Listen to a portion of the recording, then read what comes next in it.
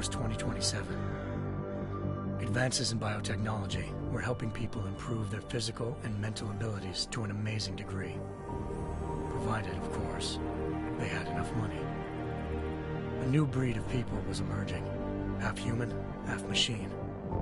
And in Detroit, at least, not everyone was happy to see it. I'd just landed a job as head of security at Sarif Industries, a cutting-edge biotech firm. David Sarif himself handpicked me for the job, said he needed me to keep his people safe. My ex, Megan Reed, was one of them. Brilliant neuroscientist, Megan had found a way to make augmentation safe and affordable for everyone. All she had to do was present her research to Congress. But the night before her big meeting, my security measures failed. A team of Black Op mercenaries stormed into Sarif headquarters, massacring everyone in sight.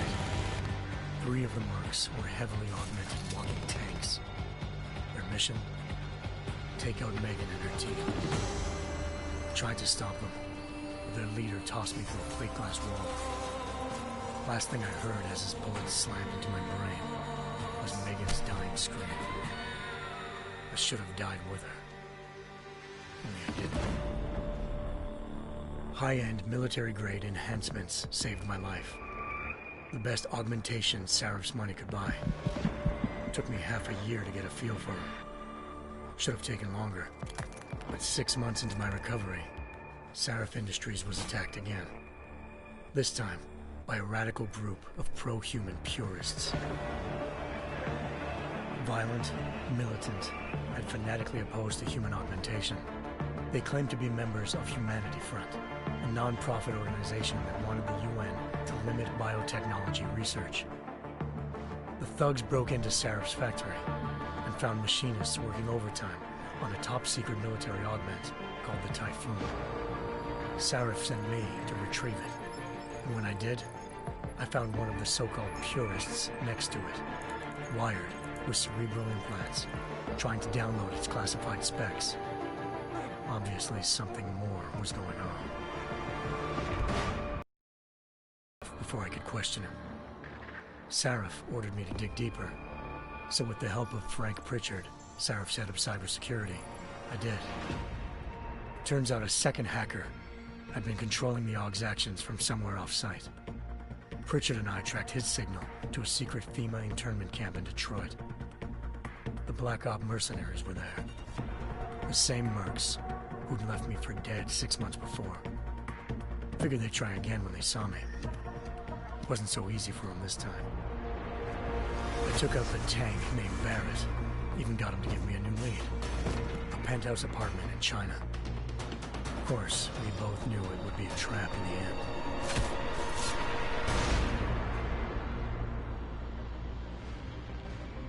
Hengsha Island, China. Home to a city so crowded, they had to build a second city on top of it. Trying to find clues in Hengsha wouldn't be easy. Lucky for me, I wasn't alone. Farida Malik, Sarif Industries' ace pilot, had lived in Hengsha before. A good person to have on your side. She knew enough about the place to get me around. Malik dropped me in the lower city, close to the penthouse Barrett had told me about.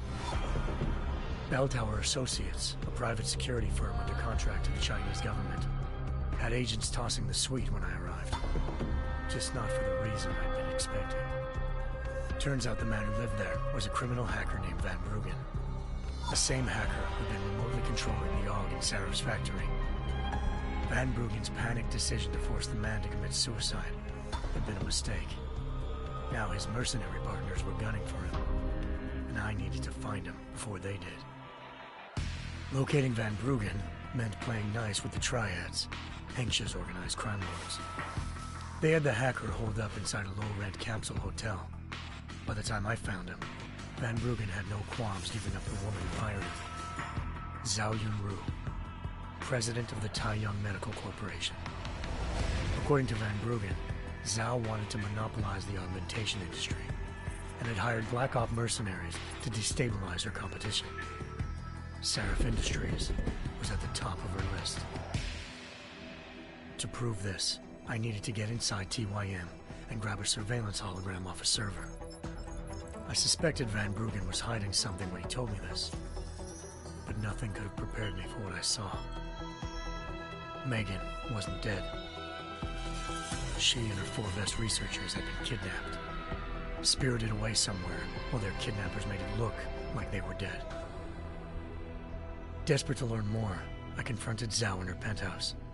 She claimed to be a pawn in a bigger plan, and hinted at a group so powerful it controlled global interests at a whim. Then she slipped into a panic room and hit the alarm, forcing me to make a very quick exit. I figured Zhao was lying, but part of her confession made sense. David Sarif had been worried about his people. So worried, he'd required all of them to have subdermal locator devices surgically implanted. The GPOs would have been broadcasting the day of the attack. But Zhao said a single call to Picus, the world's leader in global 24-hour satellite news, had turned those signals off. I needed to fly to Picus headquarters in Montreal if I wanted to learn more.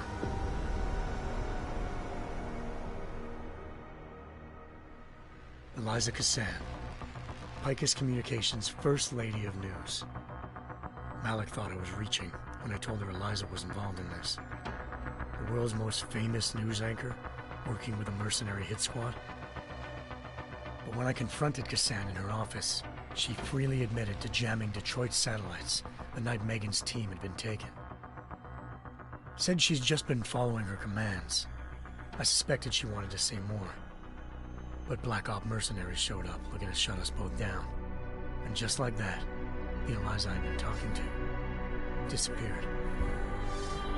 The Mercs were led by an augmented killer I'd crossed paths with twice before. Fedorova, a woman who'd made silence her best friend. She waited for me to track Eliza's transmission to a secret server room underneath the Picus complex, then jumped me from behind. A deadly fight ensued.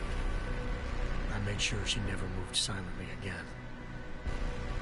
With Fedorova down and no one left to keep Eliza quiet, she reappeared. Turns out Picus's First Lady of News at all.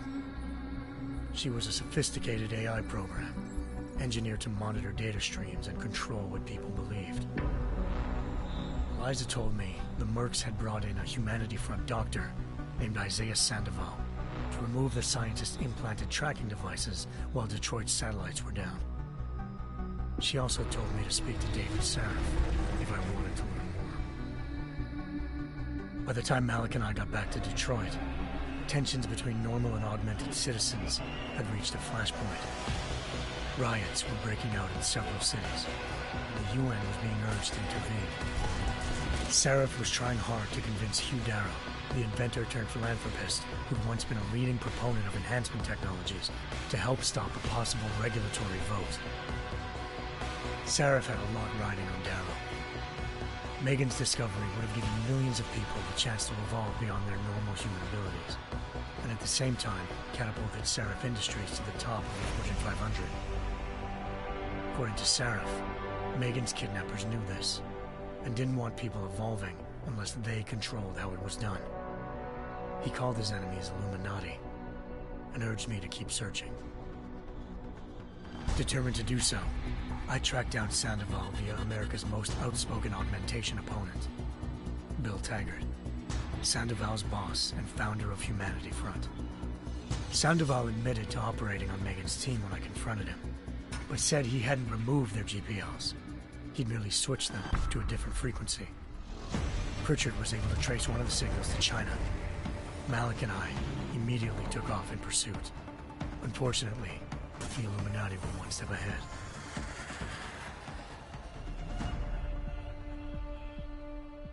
Ambushed. Shot out of the sky by Bell Tower Associates, seconds after entering Hengsha's airspace. Malik's piloting skills saved me. After a tense and bitter struggle, I escaped into Lower Hengsha. The tracking signal I was following led straight to the Triads, or more specifically, to the augmented arm of Tong Si-hung, leader of a gang of augmentation harvesters. Tong said they'd taken the arm off a corpse, which Bell Tower had left at their door, meaning at least one of Sarif's scientists was dead. Maybe not the rest of them, though. Tong pointed me to a port used for human trafficking and helped me slip aboard a bell tower ship. It was sailing to Rifleman Bank Station, a military base in the South China Sea. Bell Tower was holding kidnapped civilians as prisoners there, and using them to perfect the Hyron Project, a human-computer interface that left most of its test subjects dead. My search for Megan would have ended then, if not for a mysterious ally named Quinn. In exchange for my help exposing Bell Tower, he slipped me aboard a second ship headed to Singapore and an Illuminati-run biotech facility called Omega Ranch. 3 of Serif's scientists were there, forced by their captors to create a technology capable of remotely shutting down augmented abilities. Thanks to an emergency recall notice issued by the World Health Organization, millions of people all over the world already had the biochip installed. With the help of the scientists, I tracked Megan to a private section of the ranch. There, I ran into Yaron Namir, the walking tank who'd put a bullet in my brain the first time we met. He'd teamed up with Zhao and was hoping to catch me off guard. But their little ambush didn't work. I found Megan in a suite belonging to Hugh Darrow, the billionaire philanthropist who'd Serif had called on. I convinced her to go along with the biochip plan by promising to sabotage the tech. As she was explaining this, Darrow appeared in a global broadcast, telling the world that augmentations would be the death of mankind. Then he activated the biochips to prove his point. All over the world, augmented people flew into a killing frenzy. Darrow had betrayed everyone, and it was up to me to set things right. To do it, I had to reach Panchaea, a massive installation in the Arctic Ocean. As I raced through corridors built by an all-augmented workforce, I saw death and destruction firsthand. By the time I shut down Darrow's broadcast, I knew the damage he'd done. Still, humanity's future remained unclear. How would the world react to this sabotage? Would people ever regain their faith in augmentations again? What would be the Illuminati's next move? Only time will give us the answers.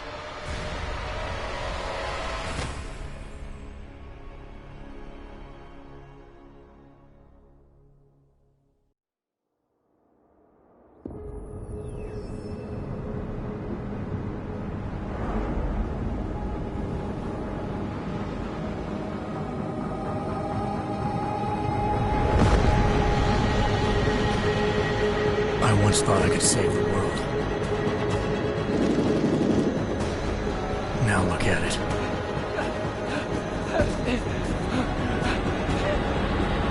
In yet another augmented terror attack, 251 passengers aboard Sister Airlines Flight 451 were killed when an augmented passenger broke into the plane's cockpit and ruthlessly butchered its flight crew.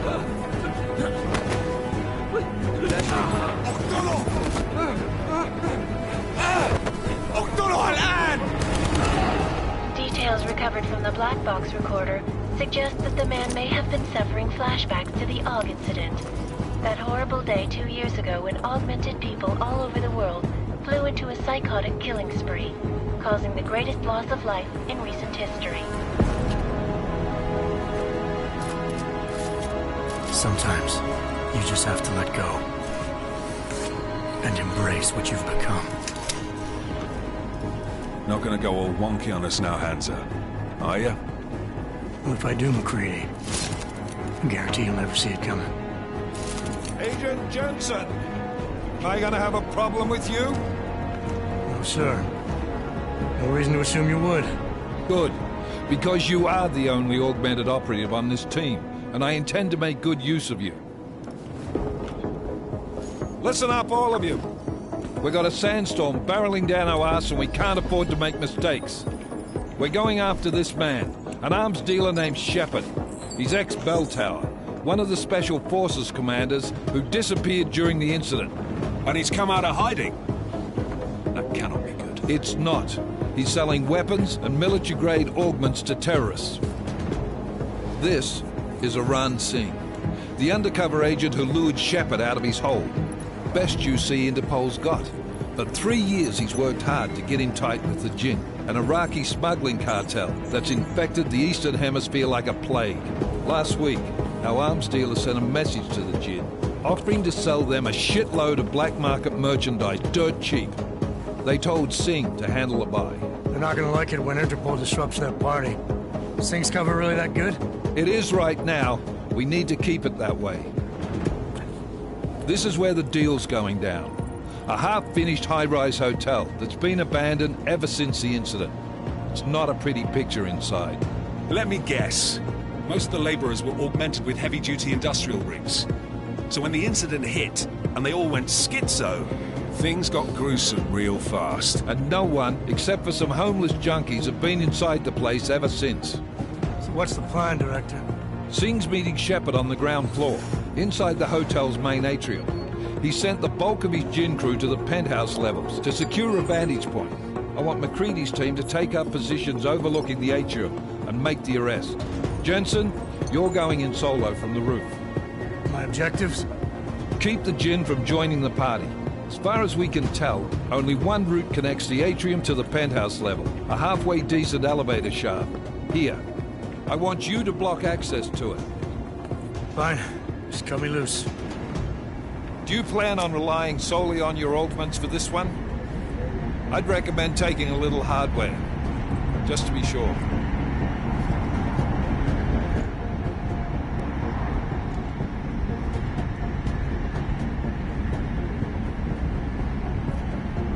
We've got a UC in there.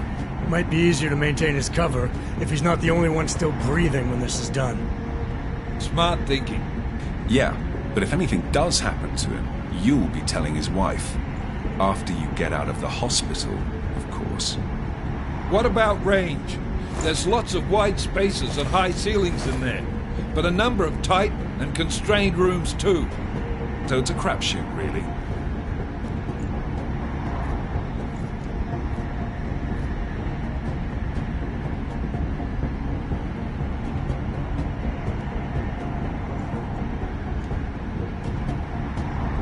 Well, I'm not looking to play dice with anyone in there. Give me something with distance. Your call. Less chance of being seen and compromising Singh that way. One last thing, Jensen. Singh said the Jinn are using some sort of portable Wi-Fi device to boost communications. He's got a better chance of maintaining cover if you disable it. I'll keep an eye out for it. But aren't we on the clock here? You said there's a sandstorm moving in. There is, and we got the intel on this mission at the very last minute. So we're scrambling a little. If it comes to it,